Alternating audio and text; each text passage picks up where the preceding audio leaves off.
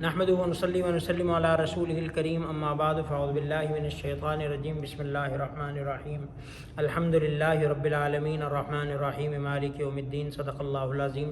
آج پہلی تراویح ہم نے پڑھی اور اس میں 1.25 پارہ تلاوت کیا گیا سورہ فاتحہ سے دوسرے پارے کے پاؤں تک۔ چند آیات کا انشاءاللہ خلاصہ پیش کیا جائے گا۔ سب سے پہلی سورت قرآن کریم کی سورہ فاتحہ ہے۔ فاتحۃ الکتاب بھی اس کو کہتے ہیں اور اس کو شافیہ بھی کہتے ہیں، کافیہ بھی کہتے ہیں۔ تو یہ اس سورت کے مختلف نام ہیں اور اس کے اندر اللہ کی حمد بیان کی گئی ہے، اللہ کی ثنا بیان کی گئی ہے۔ اور یہ سورت بندہ جب تلاوت کرتا ہے تو اس میں اللہ سے مخاطب ہوتا ہے، اللہ اس کی جب بندہ پڑھتا ہے اس کی بات کا، اس کی اس تلاوت کا جواب دیتے ہیں۔ الحمدللہ رب العالمین جب بندہ کہتا ہے یا اللہ تمام تعریفیں اس اللہ کے لیے جہانوں کا پالنے والا ہے۔ الرحمن الرحیم، رحمان ہے، رحیم ہے، تو اللہ جواب دیتے ہیں حمدنی عبدی، اثنا علی عبدی، مجدنی عبدی۔ اور اسی طرح فرماتے ہیں کہ ھذا بینی و بین عبدی ولعبدی ما سأل۔ تو جب بندہ پڑھتا ہے تو اللہ اس کے پڑھنے کے ساتھ ساتھ جواب دیتے ہیں۔ تو اس لیے جب ہم نماز میں سورت پڑھیں تو ساتھ میں استحضار ہو کہ ہم اللہ کو سنا رہے ہیں اور اللہ ہماری جو ہے وہ قرات کا، ہماری بات کا جواب دے رہے ہیں۔ تو یہ سورہ فاتحہ ہے۔ اور سورہ فاتحہ جب ہم نماز پڑھتے ہیں تو سورۃ فاتحہ کے بغیر نماز نہیں ہوتی۔ اگر ہم مقتدی ہیں، امام کے پیچھے ہیں، پھر ہم سورہ فاتحہ نہیں پڑھیں گے۔ اگر اکیلے نماز پڑھیں گے تو پھر ہم فاتحہ کے بغیر ہماری نماز نہیں ہوگی۔ آگے سورہ بقرہ ہے۔ بقرہ کا معنی گائے ہے، چونکہ آگے چل کے اس میں ایک واقعہ ہے جس میں گائے کا تذکرہ ہے، گائے کے ذبح کا۔ اس مناسبت سے سورت کا نام سورہ بقرہ ہے۔ الف لام میم ذالک الکتاب لا ریب فیہ ھدی للمتقین، کہ یہ کتاب ہے، اس میں کوئی شک نہیں ہے، متقی لوگوں کے لیے ہدایت ہے۔ اور بلا شبہ قرآن کریم ایک ہدایت کی کتاب ہے، جو اس سے ہدایت حاصل کرنا چاہے اللہ فرماتے ہیں وَنَزَّلْنَا عَلَيْكَ الْكِتَابَ تِبْيَانًا لِكُلِّ شَيْءٍ، کہ ہم نے ہر چیز کو کھول کھول کر کے بیان کر دیا، ہر چیز کو کھول کھول کر کے بیان کر دیا۔ تو اس لیے جو بھی اسے ہدایت حاصل کرنا چاہے، جو اسے سبق لینا چاہے، اللہ رب العزت نے قرآن کریم کے لیے، ہماری گائیڈنس کے لیے، ہمارے جو ہے وہ کہہ لیں کہ فائدے کے لیے اللہ نے اس میں سارا کچھ بیان کر دیا ہے۔ احکامات بھی، اوامر بھی، نواہی بھی، قوموں کے واقعات بھی، عبرت بھی، قصص بھی، جنت بھی، جہنم بھی، اور یہ سارے کے سارے اللہ نے تاکہ ہم اس سے سبق حاصل کریں۔ الذین یؤمنون بالغیب، متقین کون ہے؟ جو غیب پر ایمان لاتے ہیں، نماز قائم کرتے ہیں اور جو ہم نے ان کو دیا ہے اس میں سے خرچ کرتے ہیں۔ تو یہ ایمان والوں کا تذکرہ تھا۔ اور آخر میں چل کے فرمایا اولئک علی ھدی من ربہم واولئک هم المفلحون، کہ یہی لوگ اپنے رب کی طرف سے ہدایت پر ہیں اور یہی کامیاب ہیں۔ آگے پھر اس کے ساتھ کافروں کا تذکرہ ہے کہ آپ انہیں ڈرائیں یا نہ ڈرائیں وہ ایمان نہیں لائیں گے، اللہ نے ان کے دلوں پر مہر لگا دی ہے۔ اس کے بعد پھر منافقین کا تذکرہ ہے کہ پہلے پکے مومنوں کا ذکر، پھر پکے کافروں کا ذکر، اور پھر منافقین کا ذکر، کہ منافقین اوپر اوپر سے کہتے ہیں ہم ایمان لائے لیکن اندر سے کافر ہیں۔ اسی لیے قرآن کریم نے منافقوں کو سب سے خطرناک سزا جہنم کی سنائی کہ فی الدرک الاسفل من النار، کہ جہنم کے سب سے نیچے والے طبقے میں ہوں گے۔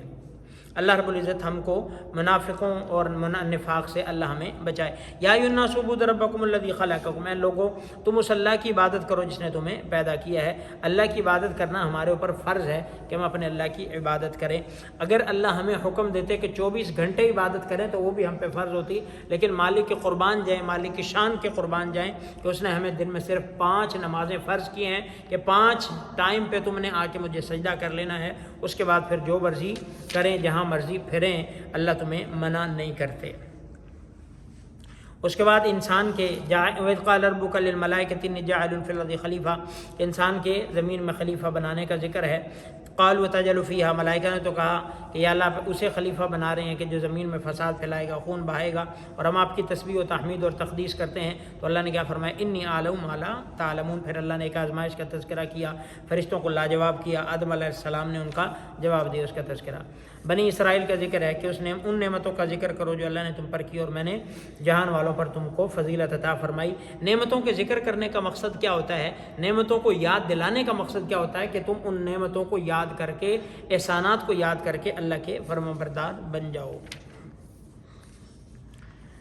آگے بنی اسرائیل کے اسی واقعہ کا ذکر ہے، وَإِذْ قَالَ مُوسَىٰ لِقَوْمِهِ إِنَّ اللَّهَ يَأْمُرُكُمْ أَن تَذْبَحُوا بَقَرَةً قَالُوا أَتَتَّخِذُنَا هُزُوًا۔ ایک لمبا واقعہ ہے کہ بنی اسرائیل میں کوئی قتل ہو گیا تھا، موسیٰ علیہ السلام کے پاس آئے کہ کیا کریں ہمارا قتل ہو گیا، تو موسیٰ علیہ السلام نے پھر بذریعہ وحی جو ہے وہ اللہ نے ان کو بتایا، پھر انہیں بتایا کہ آپ اس طرح ایک گائے ذبح کرو اور اس کا فلاں حصہ اس کے ایک حصے پر مارو، بتا دے گا قاتل کون ہے۔ تو انہوں نے پھر گائے کے ڈھونڈنے میں جو ہے وہ کیسی ہونی چاہیے، اس کا کلر کیسا ہونا چاہیے، اس کی عمر کیسی ہونی چاہیے، وہ کیسی دکھتی ہو کیسی ہو، وہ پوچھتے گئے اور پھر سوالات کوالٹیاں بڑھتی گئی۔ اس لیے فرمایا کہ جتنا حکم دے دے، جو جیسے اللہ نے فرمایا مَا آتَاكُمُ الرَّسُولُ فَخُذُوهُ وَمَا نَهَاكُمْ عَنْهُ فَانتَهُوا، جتنا تمہیں علم دے دیا جائے لے لو اور جس سے منع کیا جائے رک جاؤ، زیادہ کھود کرید نہ کیا کرو، کیونکہ بندہ جتنے سوالات کرتا ہے اتنی مشکلات بڑھتی چلی جاتی ہیں۔ آگے والدین کے ساتھ حسن سلوک کا ذکر ہے، وہ بالوالدین احسانا وذی القربی والیتامی والمساکین، مسکینوں کے ساتھ یتیموں کے ساتھ والدین کے ساتھ ہے حسن سلوک کا حکم ہے، اور یہ ہمارے دین کا حکم ہے، ہمارے دین کا حصہ ہے۔ یا ایھا الذین آمنوا لا تقولوا راعنا وقولوا انظرنا واسمعوا، کہ یہ جو ہے وہ یہود اور منافقین اس شرارت سے آپ علیہ السلام سے کہتے تھے راعنا۔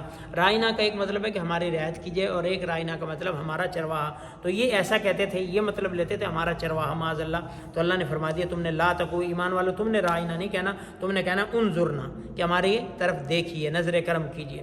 وقالت الیہود لیست النصارى علی شیء وقالت النصارى، یہود اور نصارہ کو کہتے ہیں کہ یہ کسی دین پر نہیں ہے، اور نصارہ یہود سے کہتے ہیں یہ کسی دین پر نہیں ہے، حالانکہ دونوں کسی دین پر نہیں۔ اور فرمایا لن ترضی عنک الیہود ولا النصارى حتی تتبع ملتہم، یہود اور نصارہ تم سے خوش نہیں ہو سکتے یہاں تک کہ تم ان کی پیروی کر لو، جتنے بھی کافر ہیں۔ الکفر کلہ ملۃ واحدہ، یہ ساری ایک جماعت ہے، تم جتنے بھی ان کے جو وہ خیر خواہ بن جاؤ، ان کے ساتھ اپنے دین کو ان کے لیے تباہ کر دو، یہ تم سے راضی نہیں ہو سکتے، کسی نہ کسی موڑ پر جا کے تمہیں یہ ڈنگ ماریں گے، ڈسیں گے، یہ اس وقت تک خوش ہی نہیں ہوں گے جب تم ان کا دین جب تک اختیار ہے نہ کر لو۔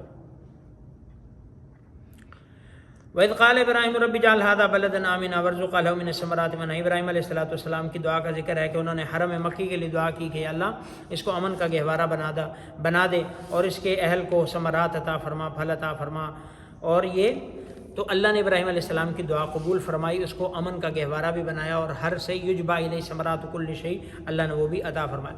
آگے سیقول السفہاء من الناس ما ولاهم عن قبلتهم التي كانوا عليها قل لله المشرق، یہ تحویل قبلہ جب ہوا آپ علیہ السلام کو حکم ہوا، جب آپ مدینہ طیبہ تشریف لائے تو 16 سے 17 ماہ آپ نے بیت المقدس کی طرف رخ کیا، پھر اس کے بعد پھر آپ کو حکم ہوا کہ آپ بیت اللہ کی طرف رخ کریں، تو مشرکین اور جو کفار تھے وہ باتیں کرنے لگے کہ پہلے جو نمازیں پڑھی ان کا کیا ہوا، فلاں کیا ہوا۔ اللہ نے آیت اتار دی کہ یہ سیقول السفہاء من الناس ما ولاهم عن قبلتهم، کہ یہ کفار تم سے بات کریں گے، تم ان کی باتوں میں نہ آنا، قل للہ المشرق والمغرب، ان سے کہہ دو کہ مشرق بھی اللہ کا ہے اور مغرب بھی اللہ کا ہے۔ وَكَذَلِكَ جَعَلْنَاكُمْ أُمَّةً وَسَطًا، ہم نے تمہیں امت وسط بنائی، یہ امت جو ہے وہ امت وسط ہے۔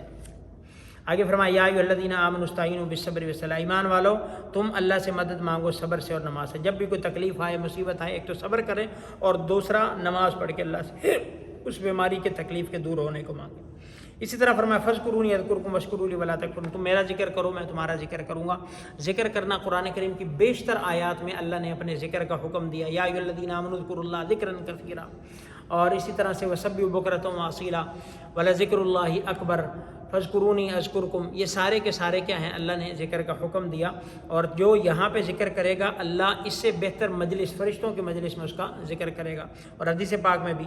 اور ذکر سے مراد ایک تو تسبیحات ہے، سبحان اللہ، الحمدللہ، اللہ اکبر، لا الہ الا اللہ، استغفر اللہ، اور ذکر سے مراد جو ہے وہ جیسے سورہ حجر کے اندر ہے، ذکر سے مراد قرآن کریم بھی ہے، ذکر سے مراد جو ہے وہ نماز جمعہ بھی ہے، ذکر سے مراد اور بھی مصداق اور مفاہیم ہیں اس کی۔ تو بارکیف تو اللہ کا ذکر کرنے چاہیے، اور حدیث پاک میں لا یزال لسانک رطبا بذکر اللہ، کہ آپ کی زبان جو ہے وہ ہر وقت اللہ کے ذکر سے تر رہنی چاہیے۔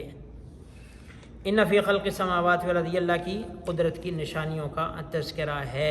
انما حرم علیکم المیتۃ والدم ولحم الخنزیر وما اہل لغیر اللہ بھی، کہ مردار اور خنزیر یہ ساری چیزیں تم پر حرام کر دی گئی ہیں۔ اللہ رب العزت سے دعا اللہ ہم سب کو عمل کی توفیق عطا فرمائے۔